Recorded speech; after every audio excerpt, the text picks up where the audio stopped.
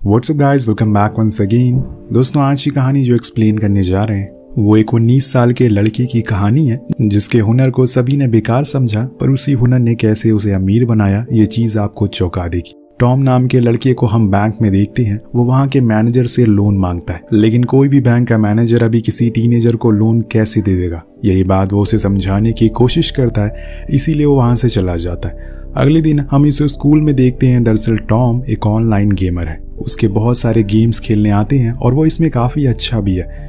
एक दिन ऐसे ही वो एक गेम खेल रहा होता है कि तभी किसी स्ट्रेंजर गेमर का उसके पास मैसेज आता है जो उसे कहता है कि मुझे इस गेम की 4 क्रेट सेल कर दो, मैं तुम्हें इसके बदले में 80,000 दूंगा। बस टॉम ये सुनकर हैरान हो जाता है और सोचने लगता है कि कोई इन क्रेट्स के बदले में इतने पैसे कैसे दे सकता है, पर उसके पास तो अकाउंट है ही नहीं। इसीलिए वो घर जाकर अपने दादाजी का अकाउंट उसे दे देता है और फिर कुछ दिन बाद जाकर उन पैसों को निकाल लेता है। उसके दादाजी ये देखकर हैरान थे कि इतनी सी उम्र में ये लड़का इतने पैसे कैसे कमा रहा है। तो वहीं टॉम के दिमाग में ये चल रहा था कि अगर वो उन 4 क्रेट से इतने पैसे कमा सकता है तो अगर वो सारे सेल करना शुरू कर दे तो कितने कमा लेगा, जो कि वो एक अच्छा गेमर है, इसीलिए उसके पास काफ़ी क्रेट्स भी मौजूद है। अब वो ऐसे ही करता है और धीरे धीरे करके वो सभी क्रेट्स को बेचना शुरू कर देता है। जितने भी पैसे मिलते हैं वो उनसे अपने लिए कुछ कुछ चीज़ें खरीदना शुरू करता है, जिसमें सबसे बड़ी चीज़ थी एक कार। जी हाँ दोस्तों, एक कार। और फिर उसी कार से वो स्कूल भी जाता है, पर उसके प्रिंसिपल उसके लिए बहुत सुनाते हैं। लेकिन वहीं उसकी गर्लफ्रेंड सोनिया उससे बहुत खुश होती है, जिसके बाद दोनों ड्राइव पर भी जाते हैं। घर आने पर टॉम का सामना उसके मॉम डैड से होता है, जिनकी फाइनेंशियल कंडीशन बहुत ही ज़्यादा ख़राब है। उन्होंने टॉम की पढ़ाई के लिए लोन्स ले रखे हैं और जब वो उसकी कार को देखते हैं तो भड़क जाते हैं।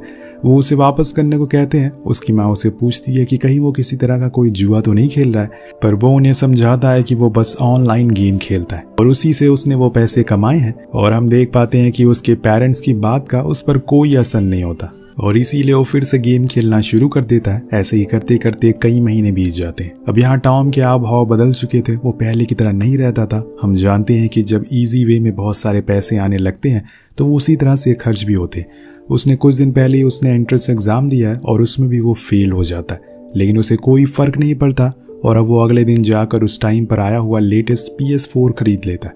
घर आकर उसे खेलना शुरू कर देता है, पर उसके डैड अब उसकी फिजूल खर्ची से तंग आ चुके थे। उनके पास इतने पैसे नहीं है कि वो उसे किसी कॉलेज में एडमिशन दिला सके, इसीलिए वो लोग उसे किसी हॉस्टल भेजने का सोचते हैं। अब टॉम अपने डैड की बातों को समझ जाता है, इसीलिए वो एक कॉलेज में एडमिशन लेने के लिए फॉर्म भरता है, पर उसकी फीस थी 80,000 और उसके पास सिर्फ 12,000 थे। इसीलिए वो थोड़े से गेम खेलकर पैसे कमाने का सोचता है, पर जब वो गेम खोलता है तो उसके होश उड़ जाते हैं क्योंकि उसका अकाउंट फ्रीज हो चुका था। उसने कम्युनिटी गाइडलाइंस को तोड़ दिया था, जिस वजह से अब वो उस गेम को कभी भी खेल नहीं सकेगा। तभी उसके पास एक आइडिया आता है। वो उसी शॉप ओनर के पास जाता है जिसने उसे बताया था कि कुछ दिनों से जब से ये गेम आया है DVD प्लेयर्स की सेल काफ़ी बढ़ गई है। तो टॉम वहाँ जाकर कहता है कि ठीक है, आप मुझे 50 DVD प्लेयर चीप दाम में बेच दो, मैं उन्हें अपने तरीके से बेचना चाहता हूँ। वो ओनर तुरंत ही मान जाता और फिर टॉम उन सारे प्लेयर्स को घर लेकर आता है, लेकिन जब वो उसे प्ले करता वो सभी के सभी बेकार निकलते हैं। फिर क्या था, वो भागते हुए शॉप ओनर के पास जाता है और उसे अपनी सारी समस्या बताता है, लेकिन वो ओनर उसे उल्टा सीधा बोलकर भगा देता है। टॉम उसकी दुकान पर तोड़ फोड़ कर देता है, जिसके चक्कर में वो उसे मारने के लिए दौड़ता है, लेकिन वो बच जाता है और घर लौटने लगता है। रास्ते में उसे उसके डैड मिल जाते हैं, जिन्हें वो पहली बार अपनी कार में बैठाता है। वो उसके उदास चेहरे को देखकर कहते हैं कि मैं तुम्हें कुछ पैसे दे सकता हूँ अगर तुम यही DVD प्लेयर का बिजनेस करना चाहते हो, लेकिन वो मना कर देता है क्योंकि अब वो उन्हें किसी भी तरह की तकलीफ नहीं देना चाहता। यहाँ टॉम एक रात जब सो रहा होता है तो वो अपनी मॉम का एक नेकलेस चुरा लेता है और उसे बेचकर जो भी पैसे मिलते हैं उसे हाई स्कूल में एडमिशन ले लेता है, जहाँ उसकी गर्लफ्रेंड सोनिया भी पढ़ती है। लेकिन वहाँ के लेक्चर उसे बहुत ही बेकार लगते हैं। हम जान पाते हैं कि उसका पढ़ाई में बिल्कुल भी इंटरेस्ट नहीं है, इसीलिए वो अपने दोस्त को एक टेप रिकॉर्डर देता है और कहता है कि इसमें सब कुछ रिकॉर्ड कर लेना, जो भी वो टीचर बोल रहे हैं, बाद में मैं सुन लूंगा। ये बोलकर वो वहाँ से ऑडिटोरियम में आ जाता है जहाँ सोनिया रिहर्सल कर रही थी, इसीलिए वो उसे मिल नहीं पाता।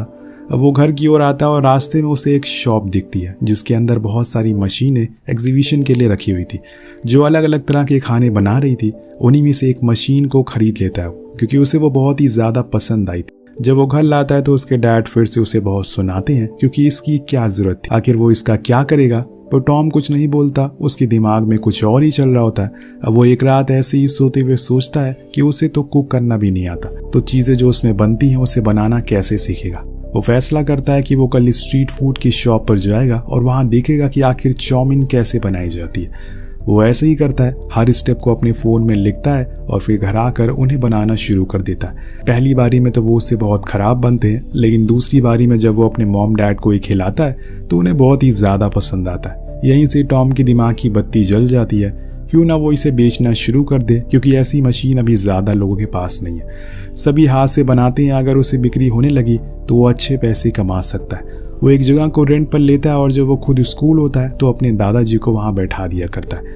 लेकिन कई दिन हो जाते हैं, उसकी कोई भी मशीन नहीं बिकती, उसका कोई भी सामान नहीं बिकता। दरअसल दोस्तों, टॉम को कारोबार कैसे करना है इसके बारे में कुछ आइडिया नहीं है। इसीलिए कहते हैं कि अगर आपको BMW लेनी है तो ऑल्टो वालों के साथ बैठना छोड़ना होगा। अब वो उस जगह पर जाता है जहाँ दिन में लाखों करोड़ों का सामान खरीदा और बेचा जाता है। वहाँ की चीज़ों को देखकर वो हैरान था। लोग अलग अलग तरह के ऑफर्स बोल रहे थे, वो उन सभी को अपनी किताब में लिख लेता है। हर एक चीज़ को बहुत ही गौर से नोटिस करता है कि आखिर कस्टमर को कैसे अपनी तरफ आकर्षित किया जाए। फिर वापस आकर वो उन सभी चीज़ों को अपनी दुकान पर लगा देता है, पर इसमें भी कोई नतीजा नहीं निकलता। कई दिन बीत जाते हैं, कोई फ़ायदा नहीं होता। इसीलिए टॉम मॉल के अंदर एक स्टॉल रेंट पर लेता है, जिसके लिए उसे ज़्यादा पैसे भी पे करने पड़ते, और वो उसे भी पे कर देता है। कुछ ही दिन के बाद उसके एग्ज़ाम शुरू हो गए थे। अब वो हॉल में बैठा था, लेकिन उसके दिमाग में वही शॉप ही थी कि कैसे बिक्री हुई, क्या कोई लोग आए। तभी उसका फ़ोन रिंग होने लगता है और वो बिना कुछ सोचे समझे उसे पिक करने के लिए चला जाता है। यहाँ उसकी मैम कहती हैं, यहाँ उसकी टीचर कहती हैं कि फ़ोन अलाउड नहीं है, अपना पेपर दो। अब दोस्तों, यहाँ पर टॉम को अपने एग्ज़ाम और अपने बिजनेस में किसी एक को चूज़ करना था, और उसने बिजनेस को चूज़ किया और अपने पेपर को छोड़कर सीधा शॉप पर आ गया, जहाँ वो देखता है कि उसकी दुकान के आगे लोगों की भीड़ लगी हुई है। वो बढ़ती जा रही है और उसे 2 और मशीन लेनी पड़ जाती है। टॉम और उसके दादाजी बहुत ही खुश थे, लेकिन वो कहते हैं ना कि एक रात की कामयाबी सिर्फ एक दिन तक ही रहती है। अगले दिन उनके पास मॉल का मैनेजर आकर बताता है कि आपकी मशीन से निकला हुआ स्मोक मॉल की सीलिंग को खराब कर रहा है, आपको इसको ठीक करना होगा, वरना हमें आपका कॉन्ट्रैक्ट कैंसिल करना होगा। टॉम डर जाता है, पर अब वो क्या करे। अब जब वो लोग वहाँ से चले जाते हैं तो मॉल बंद होने को आ जाता है। तो वो उस जगह को पेंट करना शुरू कर देता है, जिसमें उसकी मॉम भी उसकी मदद करती हैं। अपने बेटे को ऐसे मेहनत करते हुए देखकर वो बहुत ही ज़्यादा खुश होती हैं। उन्होंने कभी इतनी उम्मीद नहीं की थी। लेकिन तभी वहाँ गार्ड आ जाता है, जो उन्हें वहाँ से जाने को कहता है, क्योंकि अब टाइम हो गया है मॉल को बंद करने का। पर टॉम थोड़ी देर और रुकने को कहता है, लेकिन वो गार्ड नहीं मानता, तो वो उसे रिश्वत देकर मनाने को कहता है। लेकिन गार्ड बहुत ही ईमानदार इंसान था। वो उसकी मॉम से कहता है कि आपको अपने बेटे को सिखाना चाहिए कि समय और लोगों की अहमियत क्या होती है। अब ये सुनकर टॉम गुस्से में आ जाता है और वहाँ से जाने लगता है। तब उसकी मॉम उसे एक और झटका देती हैं और बताती हैं कि उसके डैड के ऊपर बहुत ज़्यादा कर्ज आ गया है और इसीलिए उन्हें थाईलैंड जाना पड़ रहा है, और तुम्हें अब इस काम को बंद करना होगा। लेकिन टॉम इनकार कर देता है, पर अपनी मॉम को ऐसे रोते हुए देखकर वो हाँ कर देता है। वो मजबूर हो चुका था। और फिर अगले दिन हम पूरे परिवार को एयरपोर्ट पर देखते हैं, लेकिन अहम समय पर टॉम जाने से मना कर देता है, क्योंकि उसके दिमाग में वही अभी शॉप वाली बात चल रही थी। उसे अपनी ज़िंदगी में कुछ बड़ा करना है और फिर से उस तरह से पैसे कमाने हैं जैसे वो पहले कमाया करता था। इसीलिए वो अपने पेरेंट्स से वादा करता है कि उसकी पढ़ाई जिस दिन ख़त्म हो जाएगी वो उनके पास आ जाएगा। वो मान जाते हैं और अपने बेटे को यहाँ के लिए छोड़कर जाना उन्हें अच्छा तो नहीं लगता, पर वो कर भी कुछ नहीं सकते। अब एक दिन जब चीज़ें ज़्यादा बिगड़ जाती है तो वो मैनेजर आकर उसे कॉन्ट्रैक्ट को कैंसिल कर देता है, क्योंकि इससे उसका मॉल ख़राब हो रहा था। अब टॉम को कुछ समझ नहीं आता। उसकी मुसीबतें अभी कम नहीं हुई थी कि अगले दिन उसके घर पर नोटिस आ जाती है, जिसमें उसे ये घर खाली करना पड़ेगा, क्योंकि उसके डैड ने कर्ज नहीं चुका है और अब वो घर सील हो चुका है। वो परेशान हो जाता है कि अब वो क्या करे। पहले तो उसका बिजनेस गया और अब उसका घर भी। किस मुसीबत में वो पड़ गया। अब इसके बाद से टॉम अकेले रहने लग जाता है, किसी से भी बात नहीं करता, उसकी फैमिली भी उससे दूर है। लेकिन एक दिन उसे सोनिया देख लेती है। वो उसे बहुत सुनाती है कि आखिर तुम मेरे मैसेज का रिप्लाई क्यों नहीं दे रहे हो। टॉम कुछ भी नहीं बोलता, बस रोता रहता है। वो बिल्कुल अकेला पड़ गया था और उसको गले से लगा लेता है। दोनों ही कार में थोड़ी देर साथ में घूमते हैं। यहाँ सोनिया चाइना टाउन से सी बीड नाम की स्ट्रीट फूड लेकर आती है, जो टॉम जब खाता है, और जब टॉम उसे खाता है तो उसे बहुत पसंद आता है। वो उसे पूरा खा लेता है और इसी दौरान उसे एक नया आइडिया आता है कि अभी ये स्ट्रीट फूड उसके शहर तक नहीं आया है, वो उसे बेचकर अच्छे पैसे कमा सकता है। इसीलिए वो अपने पहले वाली मशीन को बेच देता है और उसके बदले में सी बीट बनाने वाली मशीन को खरीद लेता है। पर सबसे बड़ा टास्क था उस सी बीट के टेस्ट को मैच करना। उसे खुद उसे बनाकर वैसा टेस्ट लाना होगा, तभी बात बनेगी। वो बहुत ही ज़्यादा कोशिश करता है, उसके दादाजी भी उसकी बहुत मदद करते, लेकिन कुछ सफलता नहीं हासिल होती। अब एक रात बहुत बारिश होती है और टॉम कॉलेज से घर आकर देखता है तो उसके दादाजी ज़मीन पर गिरे पड़े थे। दरअसल उनका पैर स्लिप हो गया था और वो फौरन उन्हें हॉस्पिटल लेकर जाता है और गॉड से प्रे करता है कि उन्हें कुछ भी ना हो। शुक्र है कि उनकी जान बच जाती है, पर जब तक वो ठीक नहीं हो जाते अब सारा काम उसे खुद ही करना पड़ेगा। लेकिन अभी भी उसके हाथ कामयाबी नहीं लगी है। वो हिम्मत नहीं हारता। अब उसने जितनी भी सी बीट्स लाई वो सब रात के बारिश के पानी में भीग गई थी, पर वो प्लास्टिक में थी, इसीलिए उसके अंदर पानी नहीं गया था। टॉम उन्हें भी फ्राई कर देता है, क्या पता कुछ हो जाए। जब बारी आती है टेस्ट करने की तो उसके होश ही उड़ जाते हैं, क्योंकि वो सेम वैसे ही टेस्ट कर रहा था और वो समझ जाता है कि सी बीट को बनाने के लिए सबसे इम्पोर्टेंट चीज़ होती है नमी, और जो उसे बारिश की पानी से मिली थी उसे पूरा खेल समझ आ गया था, जिसके बाद वो परफेक्ट बन सकता है। अब ये बात वो अपने दादाजी को बताने के लिए जाता है और उन्हें वो खिलाता भी है, जो कि उन्हें बहुत पसंद भी आती है। फिर क्या था दोस्तों, वो फिर से उसी मॉल में स्टॉल लगा लेता और इस बारी वो घर से बना कर ले जाता है ताकि कोई भी स्मोक ना हो। धीरे धीरे करके उनका प्रोडक्ट अब बिकना शुरू हो गया था। सभी को ये कुछ नया लगता है और उन्हें वो पसंद भी आता है। अब टॉम का एक ही लक्ष्य था कि वो किसी भी तरह से अपने डैड का वो लोन चुका दे। तभी उसके पास उसकी मॉम का फोन आता है, जो उसे पूछती है क्या वो स्कूल जाता है, तो वो उनसे झूठ कहता है कि हाँ। फिर वो अपने डैड से पूछता है कि आपका कितना लोन है। उसे लगता है कि शायद वो 1 या 2 मिलियन होगा, लेकिन वो बताते हैं कि वो पूरे 40 मिलियन बक। अब ये सुनकर टॉम के होश उड़ जाते हैं कि इतने पैसे इकट्ठा करने में उसकी पूरी उम्र निकल जाएगी। घर आकर वो उदास होकर गाने सुनने लगता है और तभी उसकी रेडियो की बैटरी खत्म हो जाती है, तो उसे लेने के लिए स्टोर पर जाता है, जहाँ पर उसे पॉलीथीन पर 7-Eleven नाम की कंपनी का लोगो दिखता है, जो कि बहुत ही बड़ी कंपनी थी और उसके स्टोर पूरी दुनिया में मौजूद थे। टॉम सोचता है कि अगर उसने किसी भी तरह से इस कंपनी से बात कर ली तो उसका ये प्रोडक्ट पूरी दुनिया में बेचा जा सकता है और तब वो उस लोन को भी चुका सकेगा।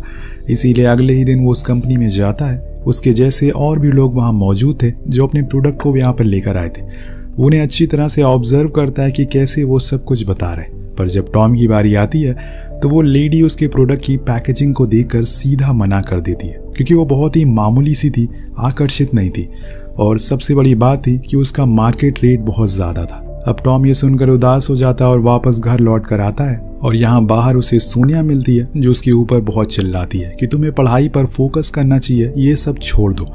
लेकिन टॉम उसे जाने को कहता है, यहाँ तक कि ये भी बोल देता है कि वो उसकी मर्जी से जीना नहीं चाहता। उस दिन के बाद से उन दोनों में दूरियां आ जाती है। उधर टॉम के सर पर जुनून सवार था, किसी भी तरह से उसे अपने प्रोडक्ट को दुनिया तक पहुंचाना था और वो सीधा पहुंचता है एक पैकेजिंग कंपनी के पास और अपने हिसाब से पैकेजिंग बनवाता है जो कि यंगस्टर को अट्रैक्ट करे और फिर से उसी कंपनी में वापस जाता है उसी पैकेट को लेकर। पर दोस्तों, सुबह से शाम हो जाती है, कोई भी उसे रिस्पॉन्स नहीं मिलता। वो समझ जाता है कि वो लोग उसे पसंद नहीं करते, इसीलिए वो अपने सारे सी बेड को वहाँ के लिफ्ट में छोड़कर चला जाता है। लेकिन वो कहते हैं ना कि दोस्त की ऊपर वाला भी उन्हीं का साथ देता है जो कोशिश करते हैं। उस ऑफिस के एम्प्लॉय को वो पैकेट मिल जाते हैं, जिससे जब वो टेस्ट करते हैं तो वो हैरान हो जाते हैं, क्योंकि इतना अच्छा टेस्ट उन्होंने आज तक कभी नहीं किया था। लास्ट में वो लेडी भी उस लिफ्ट में जाती है तो उसे वो पैकेट बचा हुआ मिलता है, जिसको खाने पर उसे समझ आता है कि इस प्रोडक्ट में वाकई दम है और तुरंत ही अपने कलीग को कहकर टॉम के साथ अगले दिन मीटिंग फिक्स कर देती है। नेक्स्ट डे सुबह सुबह टॉम 7-Eleven के ऑफिस पहुंचता है। उन सभी एजेड लोगों के बीच में वो एक लौता 19 साल का लड़का बैठा हुआ था। बस फर्क इतना था कि वो एक कंपनी का CEO है और अब वो यहाँ पर काम करने वाले लोग, मैनेजर उसे बताती है कि हमें तुम्हारा प्रोडक्ट टेस्ट करा, वो बहुत ही अच्छा है और हम चाहते हैं कि तुम एक महीने में 70,000 पैकेट तैयार करो, क्या तुम कर सकोगे? अब टॉम हैरान हो जाता है और हाँ कर देता है। फिर वो कहती है कि ठीक है, कल हमारी टीम तुम्हारी फैक्ट्री देखने आएगी और इंस्पेक्शन करेगी कि सारे रूल्स तुम फॉलो कर रहे हो या नहीं, और इसके बाद हम आगे का सोचेंगे। अब टॉम को अपने घर के पीछे वाले बैकयार्ड में ही ये बनाता था, उसके पास कोई भी फैक्ट्री नहीं थी और इसीलिए वो लोन लेने के लिए बैंक जाता है और ये सीन वही होता है जो हमने कहानी की शुरुआत में देखा था। उसकी कम उम्र की वजह से उसे लोन नहीं मिलता, इसीलिए टॉम अपनी कार को बेच देता है और फिर एक दुकान को रेंट पर लेता है। वहाँ सब कुछ फिट कर देता है, पूरी फैक्ट्री। उसी दिन वो स्टेशन से लौट रहा होता है कि तभी वहाँ पर सोनिया दिखती है। अब वो उसे बात करने के लिए जाता है, लेकिन तभी वो देखता है कि वो किसी और लड़की के साथ, इसीलिए वो वापस आ जाता है और उसका दिल टूट गया था। लेकिन अब उसका पूरा फोकस उसके बिजनेस पर था। अब उसी दिन वो टीम उसकी फैक्ट्री को चेक करने के लिए आती है। उन्हें कुछ खामियां तो दिखती है, जैसे लाइट के कॉर्नर पर सही से कवर नहीं था और सीवेज सिस्टम सही नहीं था। लेकिन वो कहते हैं कि तुम इतनी छोटी उम्र में इतना कुछ कर रहे हो, शायद हमारी हेड इस चीज को देखकर तुम्हें कॉन्ट्रैक्ट दे दे। टॉम को बहुत उम्मीद थी कि वो इस बारी सफल हो जाएगा, उसका सब कुछ दांव पर लगा हुआ था। अब तो कुछ ही दिन में घर भी उसके हाथों से चला जाएगा, तब वो कहाँ रहेगा। और फिर एक दिन वो सुबह आती है जिसका सभी को इंतजार था। कंपनी की तरफ से फैक्स आता है, लेकिन जब उसमें आखिरी की इंफॉर्मेशन प्रिंट होती है तो इन लोगों की इंक खत्म हो जाती है। उसके दादाजी कहते हैं कि धूप में जाकर देखो, दिख जाएगा। अब वो बाहर जाता और तब उसको पढ़ता है जिसमें लिखा था कि उसके कॉन्ट्रैक्ट को साइन कर लिया गया है, उसके प्रोडक्ट को अप्रूव कर लिया गया है। उसने कर दिखाया था दोस्तों, और उसकी खुशी का कोई ठिकाना नहीं था। उस दिन से लेकर पूरे 1 महीने तक वो एक भी समय अपना जाया नहीं करता, सब कुछ छोड़ देता है। उसने अपने कंप्यूटर को हाथ तक नहीं लगाया था और रातों को जाग जाग कर वो आखिरकार 1 महीने में 70,000 पैकेट को तैयार कर लेता है। फिर जब टाइम आता है डिलीवरी करने का तो वो अपने दादाजी के गले लग जाता है और उन्हें थैंक यू कहता है, क्योंकि एक वही थे जिन्हें उस पर यकीन था। उन्होंने उसका बहुत साथ दिया। अब यहाँ पर टॉम ट्रक लेकर निकल जाता है, पर गोडाउन तक पहुँचने में उसे लेट हो जाता है। उसके सामान को लोड नहीं किया जाता और वहाँ का मैनेजर उसे अंदर आने से मना कर देता। अब यहाँ वो उनके सामने हाथ जोड़ता है, उन्हें बताता है कि उसने कई रातों को जाकर इसे बनाया है। अब उसके लगन को देखकर वो बंदा भी पिघल जाता है और फाइनली अब टॉम का प्रोडक्ट लोड हो जाता है, जिसके बाद वो अपनी मॉम को कॉल करके उनसे कहता है कि अब वो वापस आ जाए, क्योंकि सब कुछ ठीक हो गया है। उसके बनाया हुआ सी बेड अब पूरी दुनिया में बिकेगा। कहानी के आखिर में हमें बताया जाता है कि ये पूरी कहानी एक सच्ची घटना पर आधारित है। आज भी टॉम अपने परिवार के साथ उसी घर में रहता है। उसने वो 40 मिलियन का लोन भी चुका दिया और 2 साल बाद उसका प्रोडक्ट इतना ज़्यादा हिट हुआ कि उसे 2700 एम्प्लॉय को हायर करना पड़ा, क्योंकि अब वो 27 कंट्री में अपने सी बेड को बेचता है। टॉम को हम बिजनेस क्लास में ट्रैवल करते हुए देखते हैं और जहां वो अब बिलियनर बन चुका है। वो हम सभी से कहता है कि जब भी आप किसी भी मुसीबत में पड़े, किसी प्रॉब्लम में पड़े, तो उसे सॉल्व करने की कोशिश करें। अगर आपने गिव अप कर दिया तो गेम ओवर। वेल, इसी के साथ ही कहानी यहीं खत्म हो जाती है। मिलते हैं अगली वीडियो में। Peace out.